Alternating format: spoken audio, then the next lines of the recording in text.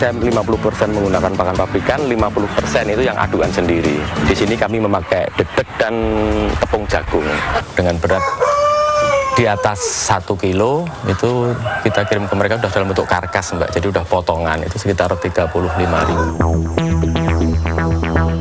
Merencanakan usaha peternakan unggas memang harus dengan kajian yang matang. Jadi tidak boleh asal punya uang. Lantas bisa semaunya terjun ke bisnis ini. Karena jika salah langkah, bukan untung yang bakal didapat, tapi malah buntung.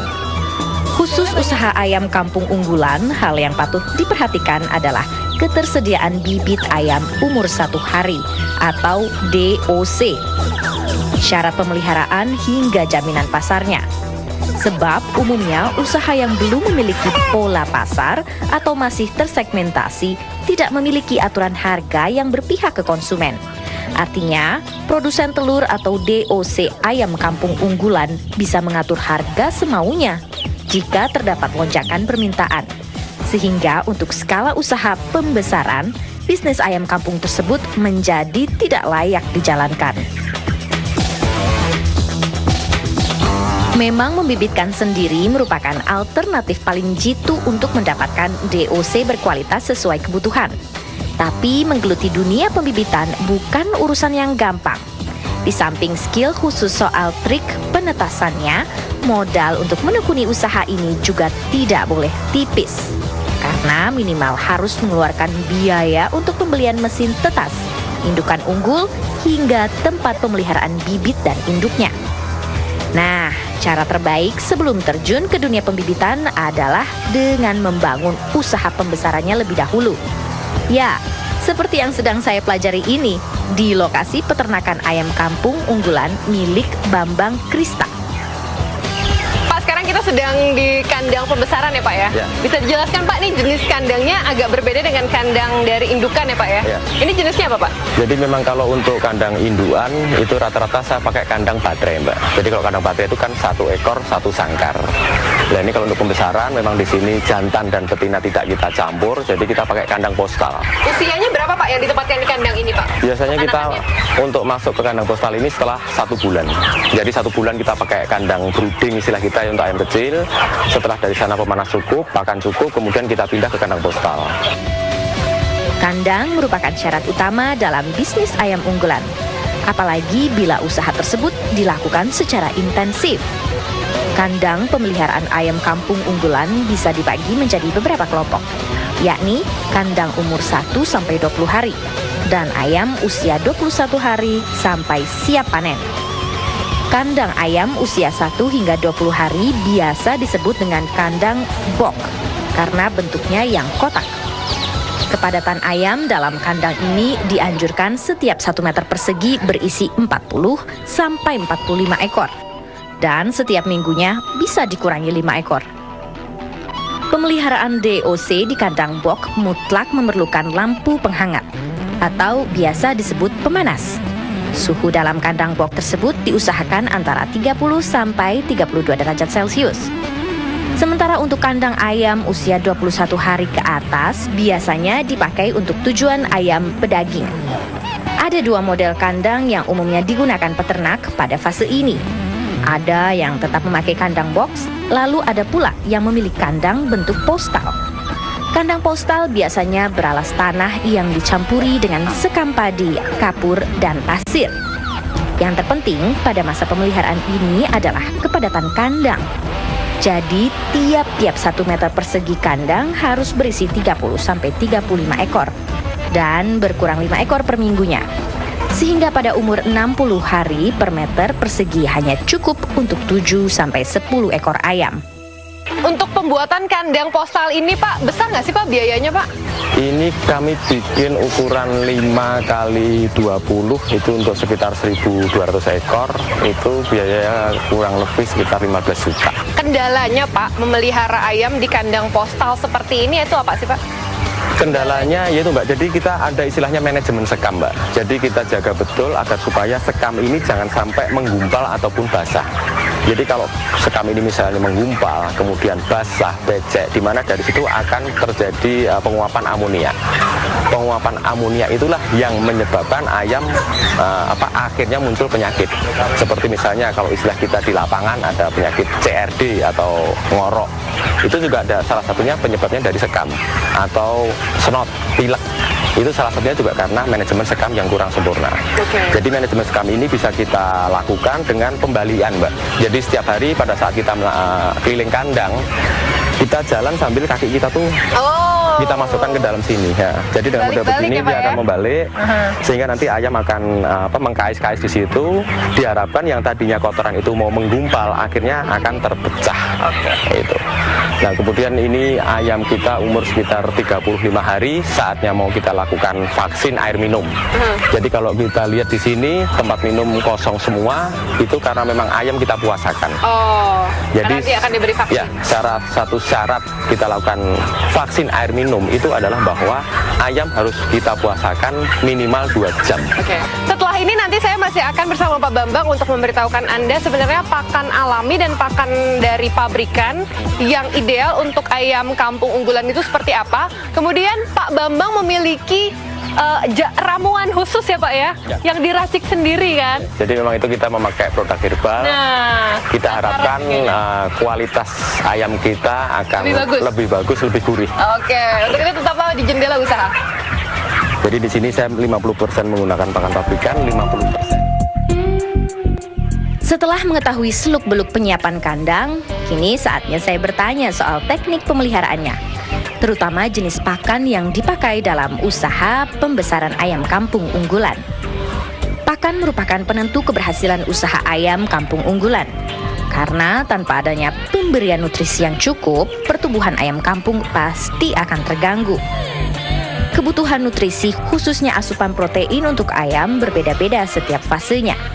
Misalnya untuk tahap pemeliharaan, saat usia 1-14 hari, kandungan protein harus berkisar 22%. Lalu turun menjadi 20% pada umur 14-30 hari. Dan begitu seterusnya. Untuk DOC seperti ini, kampung unggulan atau kampung super, itu memang saya rekomendasikan bahwa pada saat pertama, 1 bulan pertama, itu kita wajib menggunakan pakan pabrikan Mbak. Pakan pabrikan itu bisa kita pergunakan pakan yang biasa dipakai untuk peternakan ayam broiler. Kenapa kita kejar ke sana? Karena diharapkan dengan pemakaian pakan tersebut, itu komposisi energi proteinnya itu sudah seimbang. Kalau pakan alaminya Pak, katanya ada yang bilang pakan alami untuk ayam-ayam kampung unggulan seperti ini tidak baik. Bapak gimana mengantisipasinya? Jadi memang untuk pakan alami ini juga semata-mata saya tidak mempergunakan bahan yang asal-asalan. Kami juga tetap 50% menggunakan pakan pabrikan. Jadi di sini saya 50% menggunakan pakan pabrikan, 50% itu yang aduan sendiri. Di sini kami memakai dedek dan tepung jagung. Diharapkan dengan pemakaian pakan alami, yang pertama kita bisa menekan biaya pakan. Karena dengan pakan aduan sendiri itu biaya per kilo itu yang untuk broiler mungkin sekitar 5.500 per kilo. Dengan pakan aduan itu kita jatuh sekitar Rp4.000. Sebenarnya untuk mengurangi biaya pakan, berbagai upaya bisa dilakukan oleh peternak dengan membuat pakan buatan sendiri. Asalkan pakan yang dibuat tersebut cukup untuk memenuhi kebutuhan nutrisi ayam. Misalnya, pakan yang akan disusun untuk ayam fase pertumbuhan atau grower. Pada tahap ini, kebutuhan protein ayam mencapai 19%. Jadi, pakan yang akan dipakai untuk mencampur adalah bahan seperti jagung, dedak atau bekatur, dan konsentrat ayam petelur. Nah, inilah yang menarik. Setelah pakan pabrikan, Bambang juga memberikan makanan herbal untuk ayam-ayamnya. Pakan tersebut dimaksudkan untuk menjaga stamina, menambah nafsu makan, dan memperbaiki kualitas daging. Untuk racikan itu sendiri kita sama seperti jamu yang dipakai untuk manusia ya kita konsumsi. Ada temulawak, cabai buyang, kapulaga, bawang putih, dan lain-lain. Itu memang kita aduk semua, kita bentuk semacam pembuatan jamu herbal. Akhirnya itu kita pakai untuk air minumnya. Pemberian pakan herbal ini dilarutkan dalam tangki yang kemudian diedarkan secara otomatis. Pakan herbal tersebut diberikan 1 kali per hari. Perbandingannya 1 liter larutan herbal untuk 1 dram minuman. Untuk daun pepaya ini diberikan agar ayam tidak kanibal. Sebab biasanya bila terlambat memberi makan, ayam-ayam itu dapat memakan temannya sendiri. Nah, daun pepaya ini diberikan 2 kali per hari. Jadi ini bisa kita lihat vaksin kita berikan untuk ayam 35 itu adalah kita dengan cara air minum, Mbak. Oh, ya, ini jadi campurannya apa saja, Pak? Kalau kita lihat ini di botol ini, ya, Pak. jadi ini adalah vaksin vaksin alami, vaksin yang semestinya itu bisa kita beli di poultry shop. Itu 1 botol ini untuk 1000 dosis. Untuk 1000 dosis Ya. dan diberikan ke air untuk minumannya si Ya, ayam-ayam. jadi setelah vaksin ini kita campur ke dalam air, itu maksimal tuh 1 jam air harus habis. Oh, tidak Dan- boleh disimpan buat besok. Nggak bisa, Oh. karena nanti kualitas daripada vaksin itu sendiri akan menurun. Ini yang menentukan agar ayam terhindar dari penyakit, virus dan segala macam. Ya, betul. Jadi Sudah terbukti, Pak. ya, jadi dengan pemakaian program vaksin yang ketat itu diharapkan ayam akan terbebas daripada penyakit-penyakit tersebut. Tapi juga tidak menutup kemungkinan vaksinnya sudah benar, hanya pelaksanaannya yang tidak benar. Itu yang menentukan keberhasilan itu.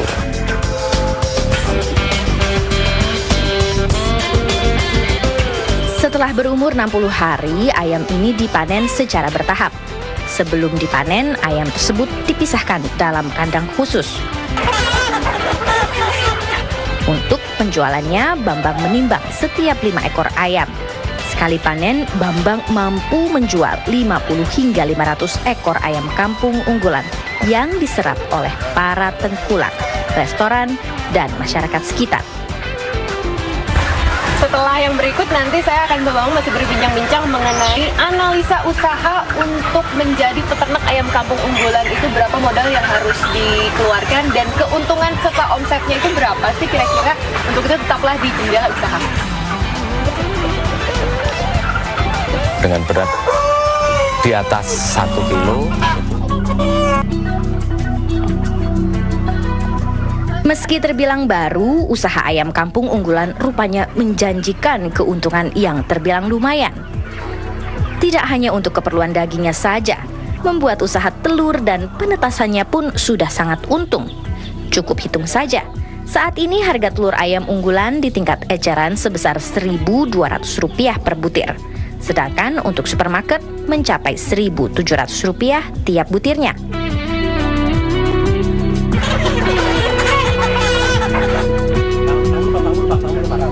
Sementara harga jual ayam kampung unggulan juga tak kalah menarik, yakni dapat mencapai hingga Rp35.000 tiap kilogram.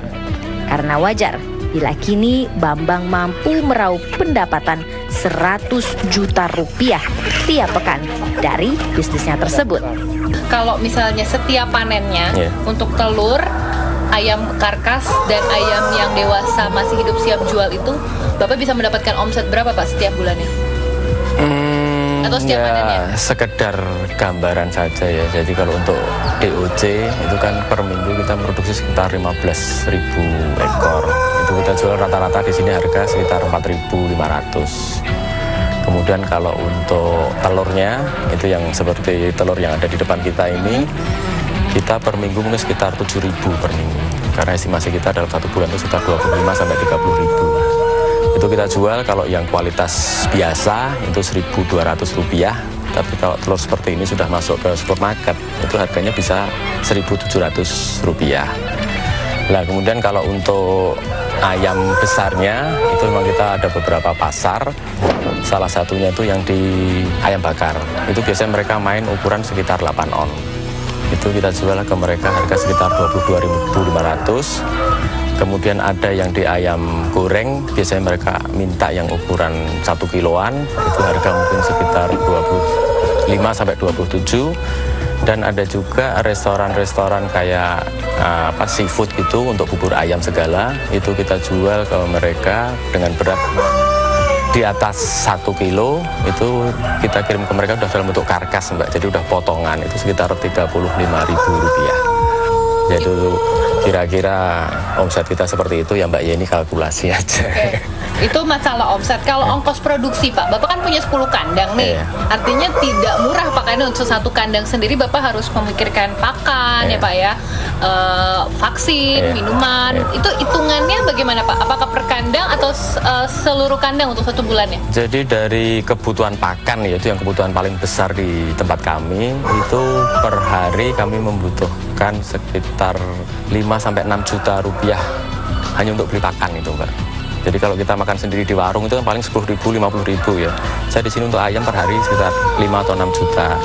Jadi dalam hitungan satu bulan ditambah dengan biaya-biaya yang lain, itu kita mungkin sekitar 200 jutaan.